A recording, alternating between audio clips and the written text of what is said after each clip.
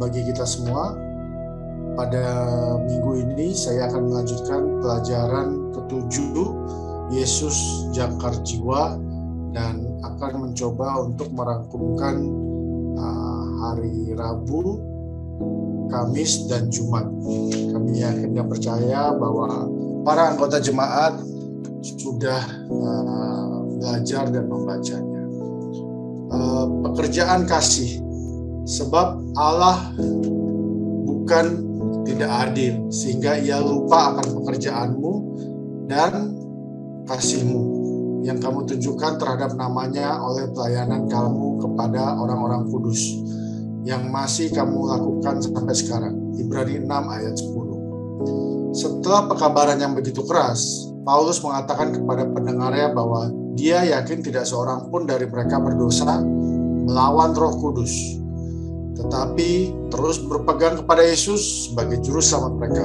Ibrani 6 ayat 9. Kemudian dia membuktikannya dengan mengingat semua pekerjaan kasih yang telah mereka lakukan untuk Kristus. Itu bukan tindakan satu kali, tetapi gaya hidup. Allah mengakui, menyetujui, dan menguji jenis pekerjaan ini. Wahyu 2 ayat 2-3 dan 19. Pengharapan tidaklah tetap hidup dengan latihan iman intelektual, tetapi dengan iman yang dinyatakan dalam perbuatan kasih. Bukti paling tepat dari kasih kepada Tuhan bukanlah sekedar tindakan religius saja, tetapi tindakan kasih terhadap sesama manusia, terutama mereka yang sedang kurang beruntung. Karena itu, Paulus menasehati orang percaya untuk tidak lupa melakukan yang baik. Ibrani 13 ayat 2 dan 16. Pada hari Kamis dengan judul Yesus Jangkar Jiwa, pengharapan itu adalah sauh yang kuat dan aman bagi jiwa kita yang telah dilabuhkan sampai ke belakang tabir. Ibrani 6 ayat 19. Paulus mengakhiri seruannya dengan menyebutkan kepastian keselamatan kita. Itu seperti jangkar yang teguh yang diikatkan dengan oleh kedua kenyataan yang tidak berubah-ubah tentang mana Allah tidak mungkin berdusta. Ibrani 6 ayat 18. Janjinya tentang juru selamat dan sumpah yang mendukung janji itu.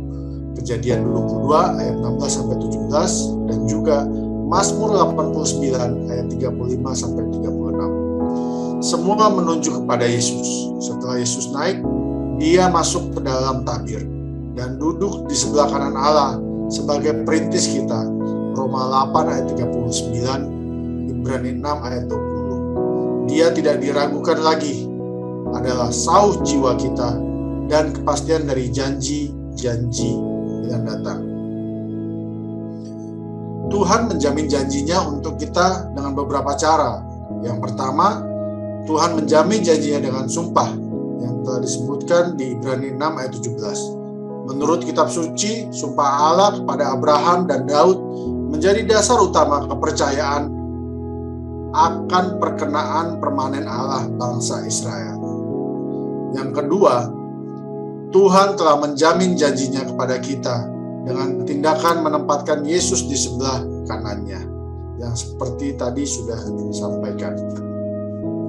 Pada pelajaran Jumat, disampaikan bahwa peperangan melawan diri sendiri adalah peperangan terbesar yang pernah berlangsung.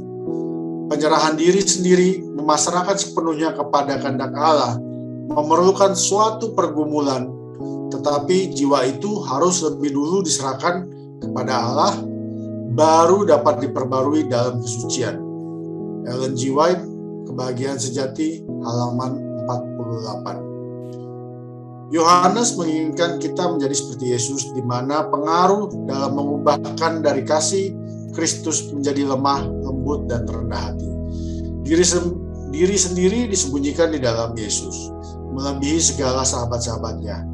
Yohanes menyerahkan dirinya kepada kuasa kehidupan yang ajaib itu.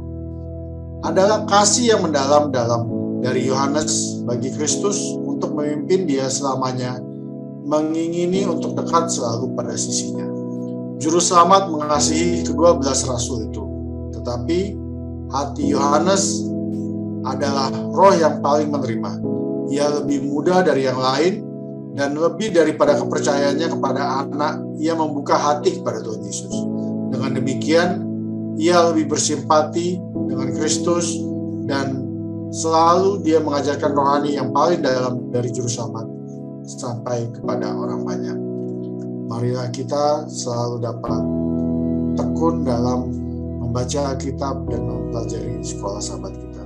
Terima kasih, sampai bertemu di acara sahabat dan di diskusi kelas masing-masing kita.